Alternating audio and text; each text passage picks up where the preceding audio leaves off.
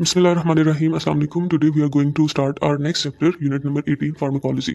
First of all, we all need to understand कि pharmacology का मतलब क्या है. Pharmacology में हम लोग drugs के बारे में पढ़ते हैं. This is basically the study of drugs कि जो भी medicine हम लोग ले रहे हैं उसकी composition क्या है, वो किन चीज़ों से मिलकर बनी है, फिर उसकी properties क्या हैं, किन किन condition में हम उस medicine को ले सकते हैं, उसकी medical applications क्या हैं, कौन कौन सी diseases हैं जिनको cure करने के लिए हम लोग ले सकते हैं, और फिर finally उसके source क्या है कि हम उसको natural plant source से ले रहे हैं, animal source से ले रहे हैं, या फिर हम उसको laboratory के अंदर synthesize कर रहे हैं. तो ये चारों चीज़ें एक ड्रग की कॉम्पोजिशन, उसकी प्रॉपर्टीज, उसकी मेडिकल एप्लीकेशन, उसके सोर्सेज, इन सब को हम फार्माकोलॉजी एक सब्जेक्ट के अंदर स्टडी करते हैं.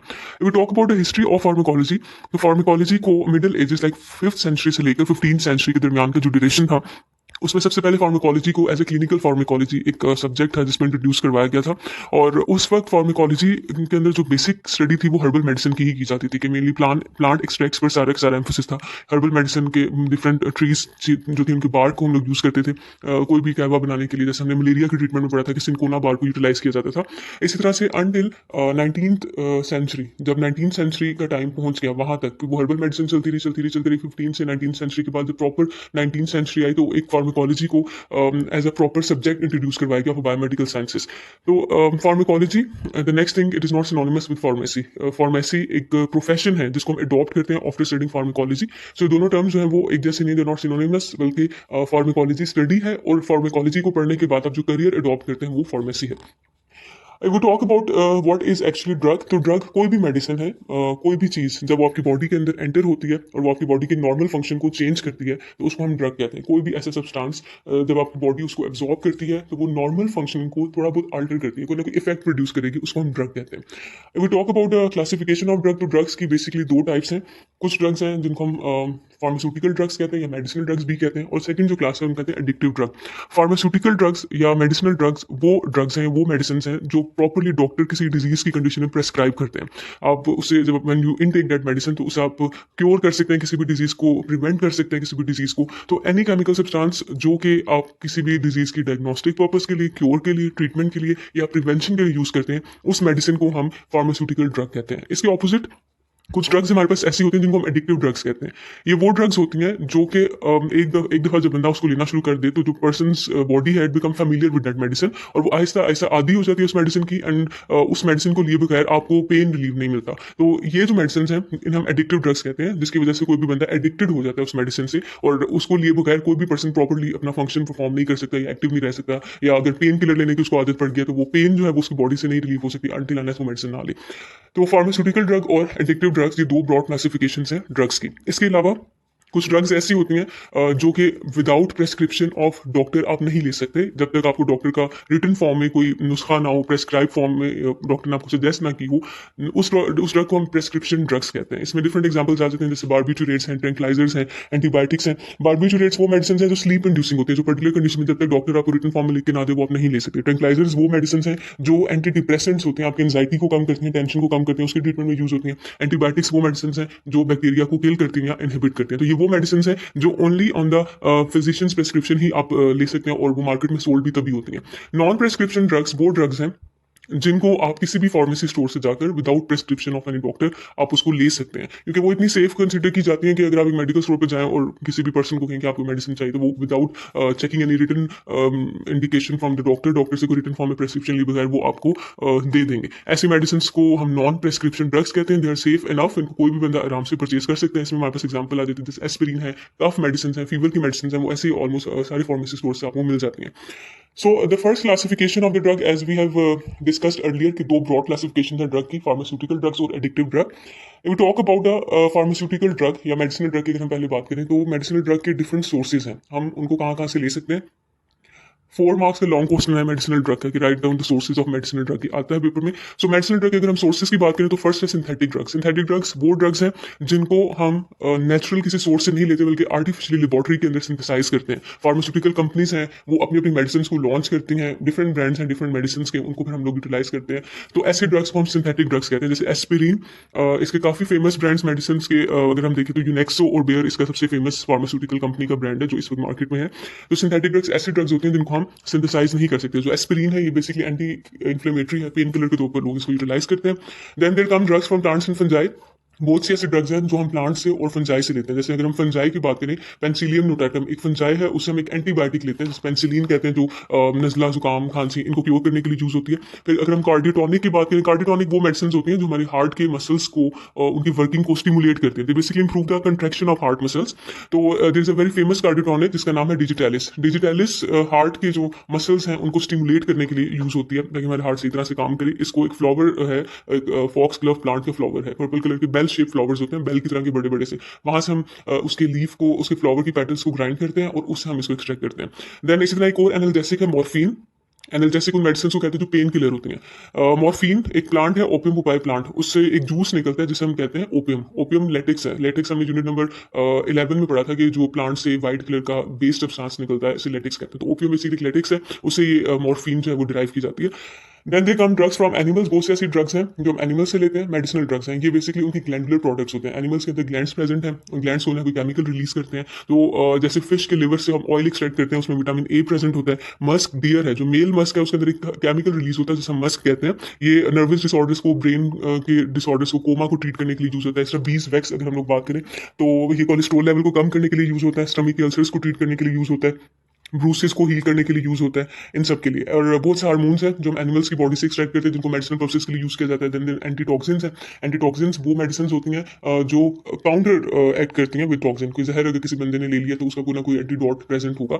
जैसे हॉर्सेज हैं, ज्यादातर वहां से जो है एंटीटॉक्सिन डिराइव किए जाते हैं। देन ड्रग्स फ्रॉम मिनरल्स, बहुत से ऐसे ड्रग्स हैं जिनको हम मिनरल से गेट करते हैं, जैसे टिंक्चर ऑफ आयोडीन। इसमें क्या होता है कि आयोडीन के अंदर अल्कोहल के कुछ ड्रॉप्स ऐड करते हैं, जिससे वो टिंक्चर ऑफ आयोडीन बनता है, और इससे फिर आप कट्स पे अप्लाई करते हैं, ब्रूसेस पे अप्लाई करते हैं, वहां पर इन्फेक्शन नहीं होता। सिल्वर नाइट्रेट है, पाउडर फॉर्म में सिल्वर नाइट्रेट को अगर हम स्किन पर अप्लाई करें तो उससे ब्लीडिंग नहीं होती और इन्फेक्शन जो है वो रुकता है। Then the last one is drug from bacteria. बहुत से कॉमन ड्रग्स हैं जो हम बैक्टीरिया से ड्राइव करते हैं। स्ट्रेप्टोमाइसिन एक एंटीबायोटिक है जिसको ट्यूबरक्लोसिस के ट्रीटमेंट में यूज किया जाता है, ये एक बैक्टीरिया से डिराइव किया जाता है। तो इस तरह से these all are the sources of the medicinal drug. अगर हम ड्रग्स को क्लासीफाई करें on the basis of their usage के उनकी प्रॉपर्टीज क्या है या उनका मोड ऑफ एक्शन क्या है, उसके बेस पे भी हम जो ड्रग्स हैं उनको क्लासीफाई करते हैं। लाइक एनाल्जेसिक्स वो मेडिसिन हैं जो पेन को रिड्यूस करते हैं, इसमें एग्जांपल आ जाती है एस्पिरिन की, पैरासीटामोल की। एंटीबायोटिक्स वो मेडिसिन हैं जो बैक्टीरिया की ग्रोथ को स्टॉप करती हैं, इनहिबिट करती हैं, बैक्टीरियल इन्फेक्शंस को ट्रीट करने के लिए यूज होते हैं। इसमें आ जाते हैं tetracycline, cephalosporin. Tetracycline basically inhibits the growth of bacteria, रोकती है, और जो सिफेलोस्पोरिन है ये किल करती है बैक्टीरिया को। जिस भी ट्रीटमेंट में हम इसको यूज करेंगे इस बैक्टीरिया को किल करेगी, और ज्यादातर जो है ये यूरिनरी ट्रैक इन्फेक्शन में यूज की जाती है। Then there comes sedatives. Sedatives वो मेडिसिन हैं जो सिडेशन इंड्यूस करते हैं। सिडेशन का मतलब है स्लीप, स्लीप इंड्यूस करते हैं, थोड़ी नींद आती है आपको। इससे आपकी जो एंजाइटी की कंडीशन है वो कम होती है। इरिटेबिलिटी का मतलब फीलिंग ऑफ एंगर और फ्रस्ट्रेशन वो आपकी कम करते हैं। जो एक्साइटमेंट है, लाइक बटरफ्लाइज इन स्टमक, बहुत ज्यादा ओवरवेल्म हो जाना, उसको थोड़ा नॉर्मलाइज करते हैं। तो सिडेटिव्स इस पर्पस के लिए यूज किए जाते हैं। जैसे इसमें एग्जाम्पल है डाइजापैम। ये एक एमसीक्यू लाया था लास्ट ईयर बोर्ड के पेपर में कि कौन सी मेडिसिन है जिसको आप सिडेटिव्स के तौर पर यूज करते हैं। Then last vaccine. वैक्सीन वो मेडिसिन होते हैं, these are actually not medicine, बल्कि हम ये कह सकते हैं कि वो मटेरियल है जो आप डिजीज होने से पहले किसी बंदे को देते हैं, ताकि अगर आने वाले फ्यूचर टाइम में उसको वो डिजीज हो तो उसके अंदर ऑलरेडी उसकी एंटी बॉडीज प्रेजेंट हो। ये नेक्स्ट में इंशाल्लाह हमने फर्दर पढ़ना। तो वैक्सीन का रोल क्या होता है हमारी बॉडी में? इम्यूनिटी डेवलप करना, किसी भी डिजीज के अगेंस्ट, वायरल डिजीज है, बैक्टीरियल डिजीज है, किसी के भी अगेंस्ट इम्यूनिटी को डेवलप करना। लाइक इसमें हमारे पास अभी तक जो स्मॉल पॉक्स की वैक्सीन डेवलप हो चुकी है।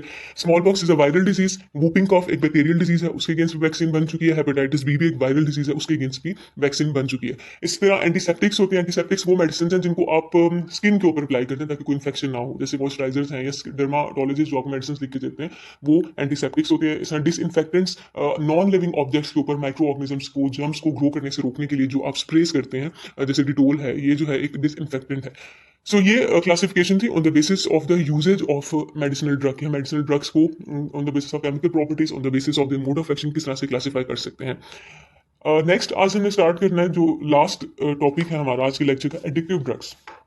एडिक्टिव ड्रग्स में डिफरेंट क्लासेस आ जाती हैं ड्रग्स की। First thing we have to clarify, हमने जैसे पहले बात की कि एडिक्टिव ड्रग्स वो ड्रग्स होती हैं जो एक बंदे को डिपेंडेंट बना देती हैं अपने ऊपर। That if a person is not getting that medicine from any source, उसको नहीं मिल रही वो दवाई, तो वो नॉर्मल बिहेव नहीं करेगा, बिकॉज वो कोई नॉर्मल फंक्शनिंग परफॉर्म नहीं कर सकता, उसकी बॉडी फेमिलियर हो गया उस मेडिसिन से। तो इसमें फर्स्ट क्लास हमारे पास आती है एडिक्टिव ड्रग की, सिडेटिव्स। सिडेटिव्स वो मेडिसिन होती हैं जो बेसिकली हमारे सेंट्रल नर्वस सिस्टम के साथ इंटरेक्ट करके उसकी एक्टिविटीज को थोड़ा स्लो डाउन करती हैं, डिप्रेस करती हैं। ये वो मेडिसिन हैं जो सिर्फ स्लीप डिसऑर्डर होता है, किसी बंदे को नींद नहीं आती, तो वो डॉक्टर्स अक्सर वो सीवियर कंडीशन में रेकमेंड कर देते हैं। लेकिन अगर आप लॉन्ग टर्म इसको लेना शुरू कर दें तो इससे सुसाइडल थॉट्स आती हैं। तो बेसिकली ये वो मेडिसिन हैं जो डिजीनेस इंड्यूस करती हैं, dizziness, lethargy, laziness, slow brain function, depression, ये सारा कुछ जो है वो साइड इफेक्ट्स हैं, पॉसिबल साइड इफेक्ट्स सेडेटिव्स के। देन सेकंड एडिक्टिव ड्रग है नैरकोटिक्स। नैरकोटिक्स सबसे ज्यादा कॉमनली यूज्ड एडिक्टिव ड्रग है। ये पेन किलर्स हैं जिनको पेन से रिलीफ लेने के लिए लोग इस्तेमाल करते हैं। ये ऑफन डॉक्टर खुद रिकमेंड करते हैं, but they recommend it in conjunction with less potent pain killer, यानी उससे जो थोड़ा लेस पोटेंसी की मेडिसिन होती हैं, वो भी पेन किलर है, जैसे एस्पिरिन है, पैरासीटामोल है, उसके साथ मिलाकर वो ये मेडिसिन लिख कर देते हैं। तो ये दोनों तरह के डिसऑर्डर्स में लगे, अगर कोई क्रोनिक डिजीज है, क्रोनिक डिजीज जैसे मैंने आपको बताया था कि वो डिजीज जो लाइफ लॉन्ग होती है, यानी आपके साथ साथ चलती है थोड़ी ज्यादा ड्यूरेशन के लिए, जैसे कैंसर है, उसमें पेन को रिलीव करने के लिए नारकोटिक्स सजेस्ट कर दी जाती है, या एक्यूट पेन के लिए भी कोई ऑपरेशन करवाया है तो उसके बाद जो पेन होती है, सडन शॉर्ट लिव पेन होती है, उसको दूर करने के लिए भी नारकोटिक्स, यानी एक्यूट कंडीशन में भी, क्रोनिक कंडीशन में भी नारकोटिक्स रिकमेंड की जाती है। लेकिन नारकोटिक के एक्सटेटिक इफेक्ट, एक्सटेटिक इफेक्ट का मतलब क्या है कि अगर आप ये मेडिसिन ज्यादा देर के लिए, प्रोलॉन्ग टाइम के लिए लेते हैं, पेन किलर्स आपको आदत पड़ के लेने की, तो उससे हार्ट रेट इंक्रीज होता है, स्वेटिंग हो जाती है, बॉडी का टेम्परेचर राइज होता है, ड्राई माउथ, ये सारे एक्सटेटिक इफेक्ट है नारकोटिक्स के। तो so many people abuse the narcotics for the ecstatic effects. इसके अंदर एग्जांपल्स आते थे हमारे पास morphine, codeine, heroin, diamorphine. If you talk about the morphine and codeine, ये ओपियम जो पुपाई, जैसे लास्ट भी हमने बात की थी, वहां से इसको डिराइव किया जाता है। एक एनाल्जेसिक है basically. Morphine acts directly on the central nervous system, और एक बार सेंट्रल नर्वस सिस्टम पर जब ये अपना असर करती है तो ये उसकी एक्टिविटी को थोड़ा स्लो डाउन कर देती है, और जिसकी वजह से लेजीनेस, डिजीनेस फील होती है। इसके अलावा जो अगर हम एक मॉर्फिन की एडवांस फॉर्म की बात करें, this is heroine. Heroine is a semi synthetic drug. इसको मॉर्फिन से ड्राइव किया गया। सेमी सिंथेटिक का मतलब ये है कि ना तो ये प्योरली नेचुरल है, ना ही ये प्योरली सिंथेटिक है, ठीक है। और यानी कि इसके लीव्स को प्रोसेस किया जाता है, लाइक ओपियम को बाय प्लांट से ही इसको भी ड्राइव किया जाता है, लेकिन उसको लेबोरेटरी के अंदर सिंथेटिकली मॉडिफाई किया जाता है। ये सेमी सिंथेटिक ड्रग है, basically drive from the morphine. Opium by plant की ही सीड्स हैं जिससे इसको बनाया जाता है। इसका रोल भी यही है, ये सेंट्रल नर्वस सिस्टम को ऊपर अपना अफेक्ट करेगी और ड्राउजीनेस कॉज करेगी। अब heroin in the western countries ये as a strong analgesic recommend की जाती है, लेकिन उसका नाम वहाँ पे हीरोइन नहीं, उसको एक और ब्रांड नाम से, डायमॉर्फिन के नाम से इंट्रोड्यूस कर दिया गया मार्केट में इन द वेस्टर्न कंट्रीज। वहां पर इसको एक्यूट पेन को ट्रीट करने के लिए, एक्यूट यानी शॉर्ट लिव, थोड़ी देर के लिए जो सीवियर किस्म की पेन होती है, जैसे कोई एक्सीडेंट हुआ है, फिजिकल ट्रॉमा, हार्ट अटैक हुआ है, मायोकार्डियल इन्फेक्शन, उसमें ये पोस्ट सर्जिकल पेन को सर्जरी करवाए तो उसके बाद जो आपको पेन होती है, इसको दूर करने के लिए खुद डॉक्टर्स ने प्रिस्क्राइब करते हैं। तो ये नारकोटिक्स की डेफिनेशन, और कुछ हमारे पास उसकी टाइप्स थी। थर्ड क्लास हमारे पास एडिक्टिव ड्रग की है, वो हेलुसिनोजेंस। हेलुसिनोजेंस वो मेडिसिन होती हैं जो हमारी थॉट्स को, हमारे इमोशंस को चेंज कर देती हैं, हमारी वो आइडियाज हमारे दिमाग में लेकर आती हैं, इंड्यूस करती हैं, जो रियलिटी में एग्जिस्ट नहीं करती हैं। थॉट्स को हम कहते हैं हेलुसिनेशंस।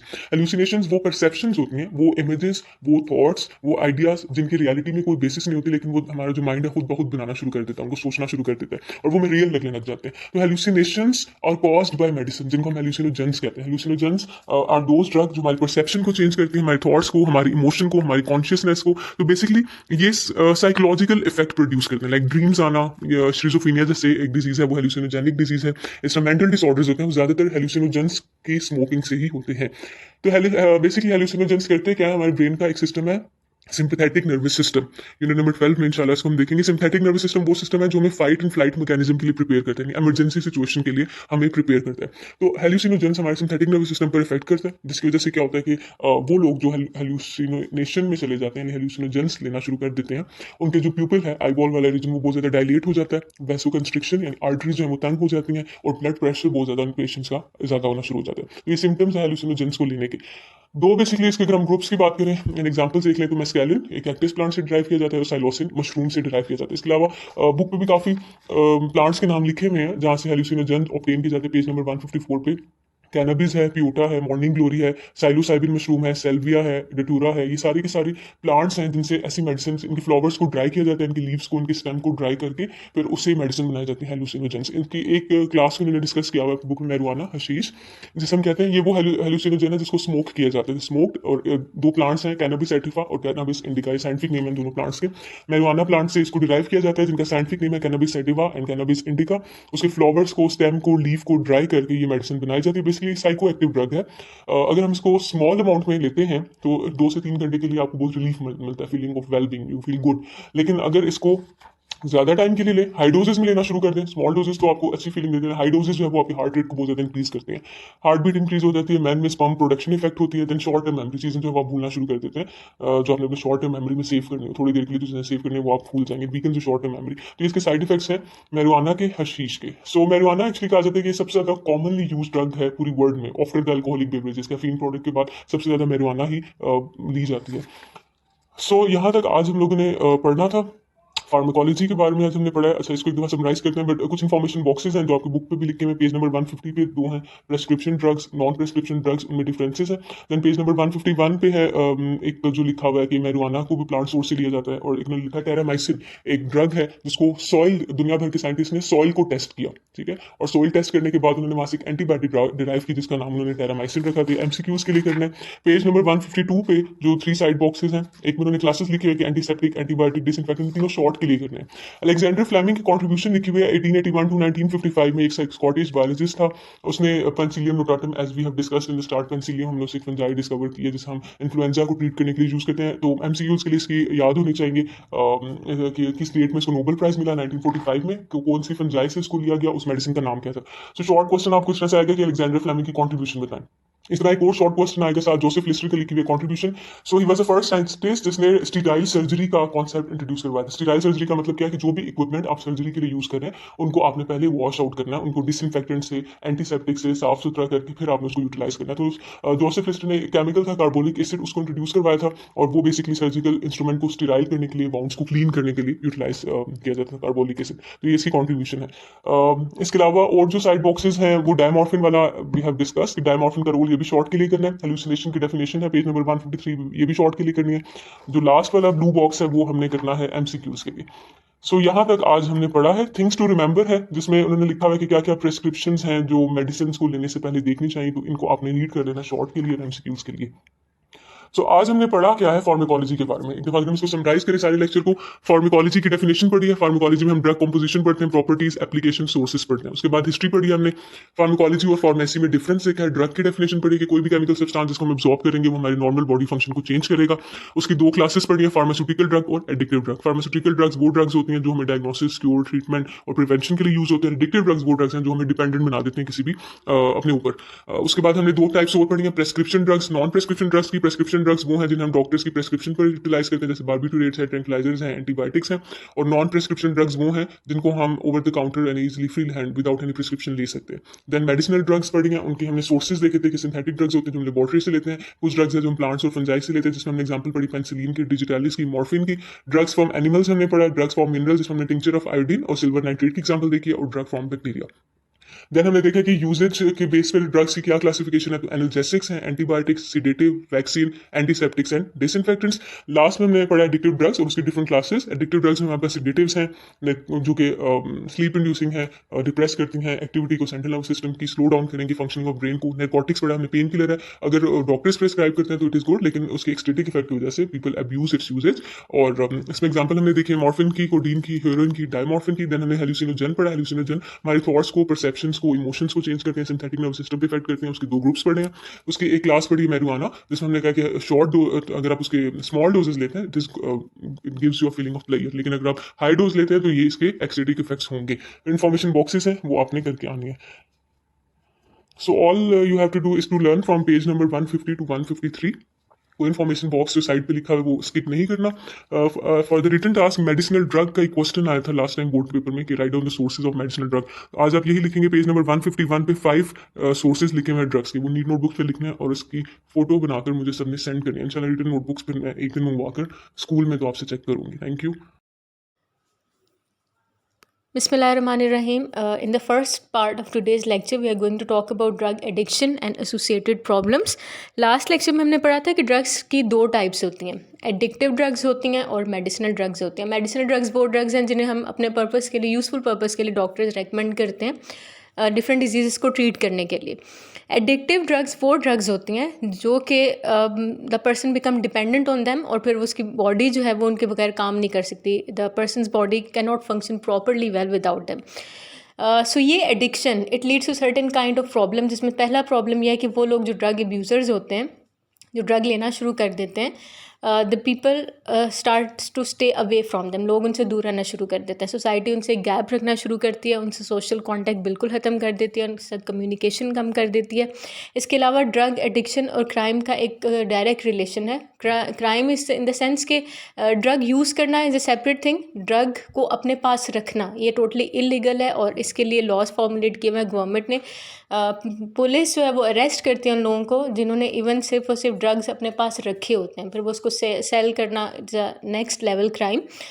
जो लोग ड्रग एडिक्टेड होते हैं they are involve in many kind of illegal activities, robbery में, शॉपलिफ्टिंग में, बर्गलरी में, एम्बेजलमेंट में। एम्बेजलमेंट का मतलब होता है फ्रॉड के केसेस में, चीटिंग के केसेस में।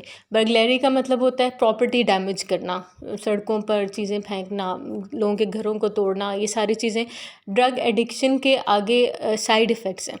इसके अलावा वो लोग जो ड्रग एडिक्ट्स होते हैं they actually become psychic patients, क्योंकि लोग जब उनसे एक डिस्टेंस रखना शुरू करते हैं तो उन्हें एक सोशल स्टिग्मा फेस करना पड़ता है, यानी कि एक ऐसा बिहेवियर सोसाइटी का कि लोग उनको पसंद नहीं कर रहे होते, इसकी वजह से वो साइकिक हो जाते हैं। सो ड्रग लेने की वजह से ये सारे के सारे प्रॉब्लम्स हैं जो कि एक ड्रग एडिक्टेड या एक ड्रग अब्यूज़र को फेस करने पड़ते हैं। Okay, so in the second part of today's lecture हमने आज डिस्कस करना है एंटीबायोटिक्स के बारे में। एंटीबायोटिक्स वो ड्रग्स हैं जो बेसिकली बैक्टीरियल डिजीज़ के अगेंस्ट ली जाती हैं। लाइक अगर बैक्टीरिया है उसकी वजह से आपको कोई डिजीज़ हो गया तो उस बैक्टीरिया को किल करने के लिए या उस डिज़ीज़ को स्प्रेड करने से रोकने के लिए जो ड्रग हम लेंगे उन्हें हम कहते हैं एंटीबायोटिक्स। एंटीबायोटिक्स दो तरह से काम करती है, ये या तो उस बैक्टीरिया को किल करेंगी जिसके अगेंस्ट आपने उसको लिया है, या उसकी ग्रोथ को रोक देंगी। उसकी ग्रोथ को कैसे रोकेंगी?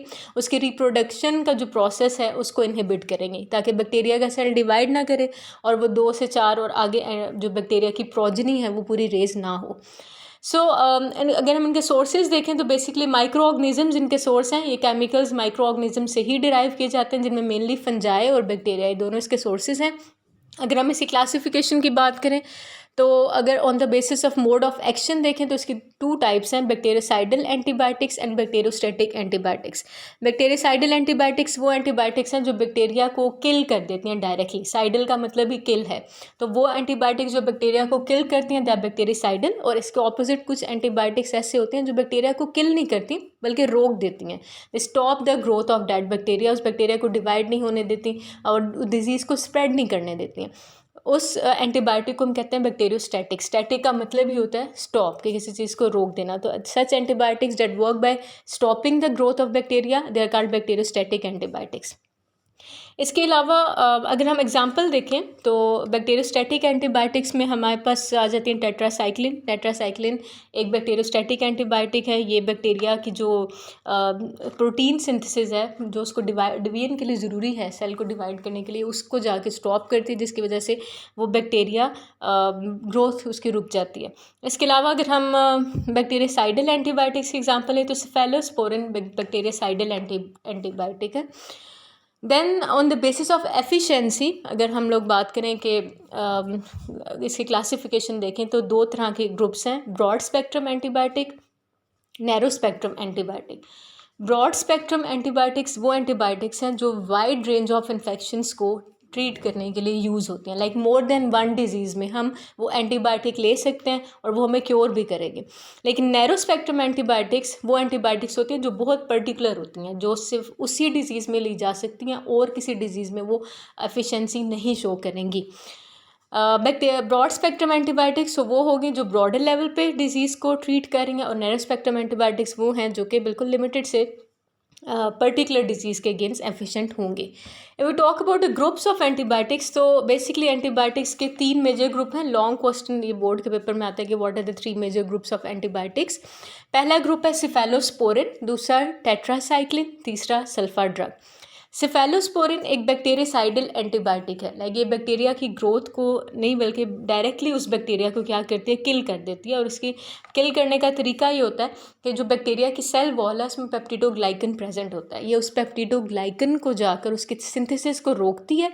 जब एक बैक्टीरिया की सेल वॉल ही नहीं बनती तो वो सारे के सारे जो इंग्रेडिएंट्स उसके सेल के अंदर प्रेजेंट हैं वो साइटोप्लाज्म में या रिलीज़ हो जाएंगे, जिसकी वजह से क्या होगा, बैक्टीरिया डिवाइड नहीं करेगा और ऐसा उसका सेल पूरा डिस्ट्रॉय हो जाएगा। इसके अलावा अगर हम ट्रीटमेंट देखें तो निमोनिया को ट्रीट करने में, सोर थ्रॉट को ट्रीट करने में, टॉन्सिलाइटिस जो नेक में टॉन्सिल्स हो जाते हैं उनको ट्रीट करने में, ब्रोंकाइटिस जो लंग्स की हमने लास्ट लेक्चर में पढ़ा था कि इन्फ्लेमेशन है ब्रोंकाई की, उस डिज़ीज़ को ट्रीट करने में सारे यूज़ होते हैं। तो बेसिकली रेस्पिरेटरी ट्रैक जो है उसको ट्रीट करने के लिए यूज़ होते हैं। तो सेफेलोस्पोरिन को certain cases narrow spectrum antibiotic कहा जाता है। ये ज़्यादातर जो रेस्पिरेटरी डिसऑर्डर्स हैं ये सिर्फ उनको ट्रीट करने के लिए यूज़ होती है। देन देयर कम टेट्रासाइक्लिन एक ब्रॉड स्पेक्ट्रम एंटीबायोटिक है। इसको हम काफ़ी डिजीज़ में ले सकते हैं क्योर करने के लिए। ब्रॉड स्पेक्ट्रम होने के साथ साथ ये बैक्टीरियोस्टैटिक है, यानी कि it works by stopping the growth of bacteria, bacteria के रिप्रोडक्शन रेट को कम करती है। इसका ये किस तरह से अपने अफेक्ट शो करती है, बैक्टीरिया को किस तरह से डिवीजन से रोकती है। एक प्रोटीन है जो बैक्टीरिया की सिंथेसिस के लिए ज़रूरी होती है, बैक्टीरिया के रिप्रोडक्शन में ज़रूरी होती है। ये उस प्रोटीन के सिंथेसिस को इनहिबिट करती है, जिसकी वजह से बैक्टीरिया जो है वो डिवाइड नहीं करता और उसकी ग्रोथ रुक जाती है। इसके अलावा सर्टेन काइंड ऑफ डिसऑर्डर्स हैं, जैसे रेस्पिरेटरी ट्रैक का यूटीआई इन्फेक्शन हो जाए, इंटेस्टाइन का इन्फेक्शन हो जाए, उस कंडीशन में, यानी ब्रॉड स्पेक्ट्रम है तो सर्टेन डिजीज़ को ट्रीट करने में हम इसको यूज़ कर सकते हैं। देन इसके लिए एक प्रिकॉशन है, वो ये कि जो बच्चे ग्रोइंग एज में होते हैं, जिनकी टूथ डेवलपमेंट हो रही होती है अंडर एज 8, जो 8 साल से कम उम्र के बच्चे हैं वो टेट्रासाइक्लिन नहीं ले सकते, क्योंकि अगर वो उस किसी डिज़ीज़ की कंडीशन में डॉक्टर उनको लिख दें, उनकी एज नहीं है इतनी, तो उस कंडीशन में देखा गया है कि डिसकलरेशन ऑफ टीथ हो जाती है, कि उन बच्चों के जो कलर है टीथ का वो ख़राब हो जाता है। तो इसलिए टूथ डेवलपमेंट के पीरियड में इस मेडिसिन को एंड टेट्रासाइक्लिन को नहीं लेना चाहिए। Then there comes the third group, sulfa drugs. Sulfur drug synthetic antibiotics हैं। ये वो एंटीबायोटिक्स हैं जिनको लेबॉर्ट्री के अंदर केमिकली सिंथेसाइज किया जाता है। इनमें सल्फोनामाइड ग्रुप प्रेजेंट होता है। सल्फोनामाइड ग्रुप वो ग्रुप है जिसमें सेंटर में सल्फ़र है और साइड्स पे 2 डबल बॉन्ड प्रेजेंट है ऑक्सीजन के, और एक तरफ अमाइनो ग्रुप लगा हुआ है और एक तरफ अल्काइल ग्रुप लगा हुआ है। तो सल्फोनामाइड एंड ग्रुप इसके अंदर प्रेजेंट होता है। ये ब्रॉड स्पेक्ट्रम बैक्टीरियोस्टैटिक एंटीबायोटिक है, like wide range of infections को ट्रीट करने के लिए यूज़ होती है और बैक्टीरिया की ग्रोथ को स्टॉप करती है। इसके अलावा स्टॉप किस तरह से करती है, फॉलिक एसिड बैक्टीरिया की ग्रोथ के लिए बहुत ज़्यादा ज़रूरी होता है, जो बैक्टीरिया को आगे डिवाइड होने में और साइज़ इंक्रीज़ करने में उसकी हेल्प करता है। तो ये फॉलिक एसिड की सिंथेसिस को रोक देती है। जैसे टेट्रासाइक्लिन है वो प्रोटीन सिंथेसिस रोकती है, ये स्टॉप करेगी फॉलिक एसिड के सिंथेसिस को।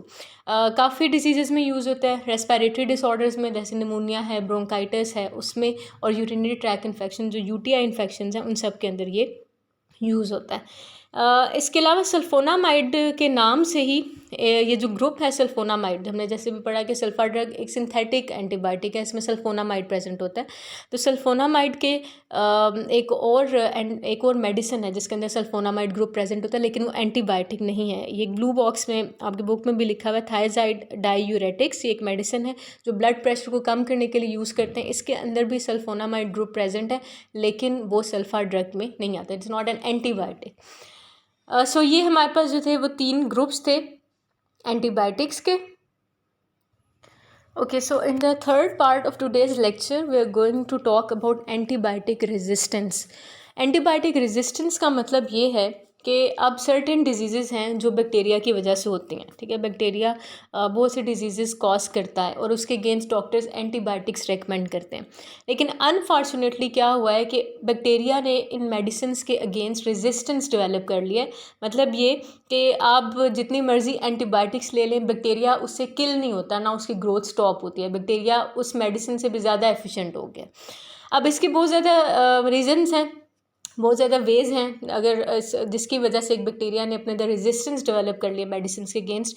पहले तो ये कि उन्होंने ज़ाहिर है जितनी एडवांस्ड टेक्नोलॉजीज़ आ रही हैं, जितनी मेडिसिन जो हैं वो हाई लेवल पर जा रही हैं, एडवांस्ड हो रही हैं, उस तरह जो बैक्टीरिया है उन्होंने भी अपने अंदर डिफेंसिव सिस्टम्स को एवॉल्व कर लिया। उनका इंटरनल मैकेनिज्म ऐसा है, उन्होंने एवॉल्व किया है कि एंटीबायोटिक्स उन पर असर करना छोड़ दें, यानी कि इंटरनली इनका जो इम्यूनिटी है वो इतनी ज़्यादा स्ट्रॉन्ग हो गई है।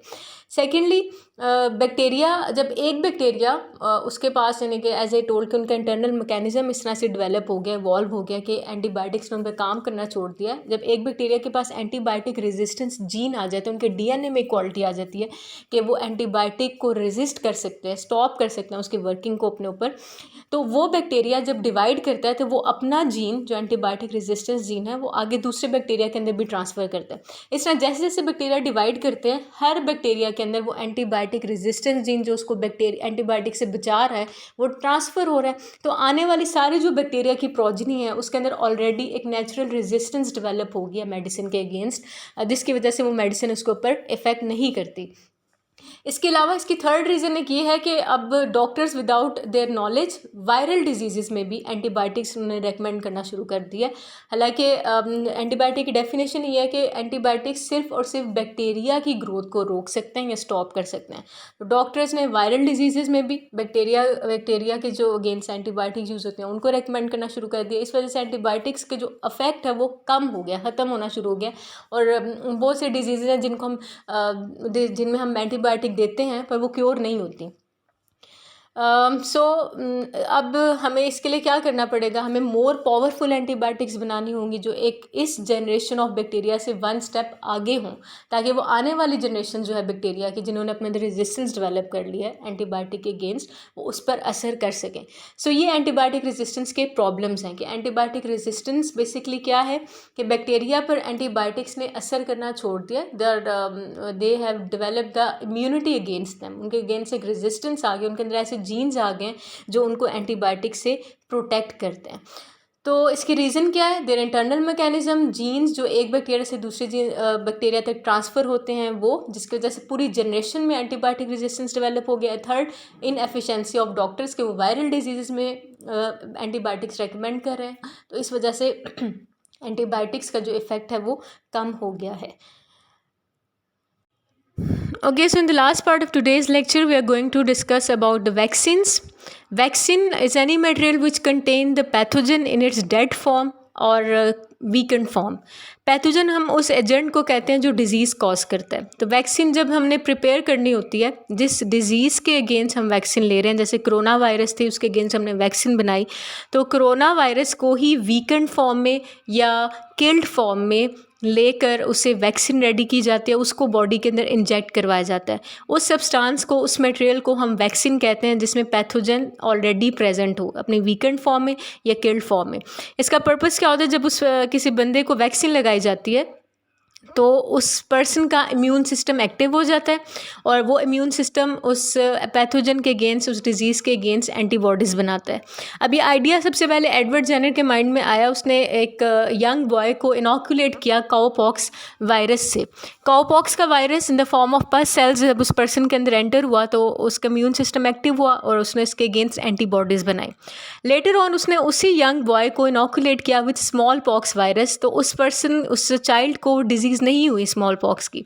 इस आइडिया को उसने इम्प्लीमेंट किया इस प्रोसेस ऑफ वैक्सीनेशन पर, कि जब भी हम किसी पर्सन को वैक्सीनेट करते हैं, वैक्सीनेट का मतलब क्या होता है कि उसी डिज़ीज़ जिसके अगेंस्ट हम उसको वैक्सीनेट करना चाह रहे हैं, उसी का वायरस, उसी का बैक्टीरिया किल्ड फॉर्म में या वीकेंड फॉर्म में उस पर्सन के अंदर हम एंटर करवाएं। जब हम एंटर करवाएंगे तो इम्यून सिस्टम एक्टिव हो जाएगा, वो एंटीबॉडीज़ बनाएगा। वो एंटीबॉडीज़ उस बंदे के ब्लड में स्टोर हो जाती हैं। फिर अगर रियल लाइफ में वो हमें वायरस या बैक्टीरिया अटैक करता है तो वो एंटीबॉडीज़ उसके पैथोजन से फाइट करेंगी और हमें प्रोटेक्ट करेंगी। In order to understand the mode of action, इस सारे प्रोसेस को हम वैक्सीनेशन कहते हैं और उस सब्सटेंस को हम वैक्सीन कहते हैं। In order to understand the mode of action of vaccine, 3 terminologies है जो मैं पता हूँ। सबसे पहली बात एंटीजन। एंटीजन कोई भी पैथोजन है जिसके अंदर प्रोटीन्स प्रेजेंट हैं जो डिजीज़ कॉज कर सकती हैं, उन प्रोटीन्स को हम एंटीजन्स कहते हैं। जैसे बैक्टीरिया है, उसमें कुछ प्रोटीन्स हैं जो डिजीज़ कॉज करती हैं, तो वो एंटीजन्स हैं। वायरस है, बैक्टीरिया है, फंजाई है, all the pathogens that contain special proteins they are called antigen. Pathogen क्या होता है, डिजीज़ कॉजिंग एजेंट को हम पैथोजन कहते हैं। जैसे बैक्टीरिया है, वायरस है, वो पैथोजन है। देन एंटीबॉडीज़, एंटीबॉडीज़ क्या है, जब पैथोजन हमारी बॉडी के अंदर एंटर होता है, किसी बैक्टीरिया ने, वायरस ने हम पर अटैक किया है, तो हमारा इम्यून सिस्टम फ़ौरन से एक्टिव होगा एंटीजेंस के अगेंस्ट एंटीबॉडीज़ बनाएगा, वो एंटीबॉडीज़ पैथोजन के साथ बाइंड करेंगी और उसको डिस्ट्रॉय कर देंगी। अब सारी की सारी antibodies at a time fight नहीं करती पैथोजन से, कुछ एंटीबॉडीज़ ब्लड के अंदर चली जाती हैं और स्टोर हो जाती हैं in the form of memory cells. फिर अगर फ्यूचर में वो वायरस, वो बैक्टीरिया हमें दोबारा अटैक करता है तो वो मेमोरी सेल्स उस पैथोजन के साथ फाइट आउट करेंगी और हमें प्रोटेक्ट करेंगी डिजीज़ से। सो इसी तरह से वैक्सीन काम करती है कि वैक्सीन जिसमें पैथोजन प्रेजेंट है, जब किसी बंदे के अंदर हम वैक्सीन एंटर करवाते हैं तो उसका इम्यून सिस्टम एक्टिव हो जाता है। वो इम्यून सिस्टम उसके अगेंस्ट जो उसके वाइट ब्लड सेल्स हैं वो एक्टिव हो जाते हैं। वाइट ब्लड सेल्स दो तरह के होते हैं, जैसे हमने यूनिट नंबर 9 में पढ़ा था कि टी लिम्फोसाइट्स और बी लिम्फोसाइट्स। बी लिम्फोसाइट्स का रोल क्या होता है कि वो आने वाले पैथोजन को रिकॉग्नाइज करता है एज एन एनिमी, उसके साथ बाइंड करता है, उसके अगेंस्ट एंटीबॉडीज़ बनाता है और वो एंटीबॉडीज़ फिर उसके अगेंस्ट उसके साथ बाइंड करेंगी पैथोजन के साथ और उसको किल करेंगी। कुछ antibodies in the form of memory cells हमारे ब्लड में स्टोर हो जाएंगी ताकि फ्यूचर में अगर पैथोजन दोबारा अटैक करे तो हमें उसे प्रोटेक्ट करेंगे। ये लास्ट इन्फॉर्मेशन बॉक्सेस थे, एक दफ़ा आपने रीड कर लेने हैं। बूस्टर शॉट्स उन वैक्सीन को कहते हैं जो हमें लाइफ टाइम इम्यूनिटी प्रोवाइड नहीं करते, वो हमें बार बार जो है वो लेनी पड़ती हैं थोड़े से ड्यूरेशन के बाद। जैसे टेटनस वैक्सीन है वो बार बार हमें लेनी पड़ती है। उनको कोरोना वायरस की जो भी वैक्सीन बनी है वो भी बूस्टर शॉट्स की फॉर्म में बार बार एक सर्टेन एज ग्रुप को लेनी पड़ेगी। तो ऐसे वैक्सीन्स को जो लिमिटेड पीरियड के लिए होती हैं और दोबारा लेनी पड़ती हैं, वो कॉन्टीन्यूस प्रोटेक्शन नहीं दे रही होती, they are the booster shots. Thiazide diuretics मैंने आपको बताया था कि सल्फोनामाइड ग्रुप जिन ड्रग्स के अंदर प्रेजेंट है वो एक तो सल्फा ड्रग्स हैं, दूसरे थायज़ाइड डायूरेटिक हैं। They are not antibiotic, MCQs में आता है। Then antibiotics are most frequently prescribe medications in the modern medicine, ये भी एमसीक्यूज़ के लिए आपने कर लेना है। एंड ये हमने पढ़ लिया कि बैक्टीरिया अगर एक ही एंटीबायोटिक आप बार बार लेते रहेंगे बैक्टीरिया के अगेंस्ट, तो बैक्टीरिया उसके अगेंस्ट इम्यूनिटी डेवलप कर लेगा और उसको उस पर कोई इफेक्ट नहीं होगा उस ड्रग का। इसके अलावा वैक्सीन हम इंजेक्शंस के थ्रू लेते हैं, लेकिन कुछ वैक्सीन हैं जो माउथ के थ्रू और नेजल स्प्रे के थ्रू भी ली जा सकती हैं। एंड लास्ट वन के वैक्सीनेशन का टाइम क्या है, न्यूबॉर्न बेबीज जब होते हैं तो 9 मंथ्स का पूरा एक कोर्स होता है जिसमें वैक्सीनेशन का प्रोसेस कंप्लीट करवाया जाता है। और वैक्सीनेशन की वजह से काफ़ी डिजीज़ेज़ हैं जो वर्ल्ड से बिल्कुल ख़त्म हो गई हैं, जैसे whooping cough, polio, small pox and तो ये आपने कर लेनी है information boxes. So this was all about today's lecture. You are free to ask any question.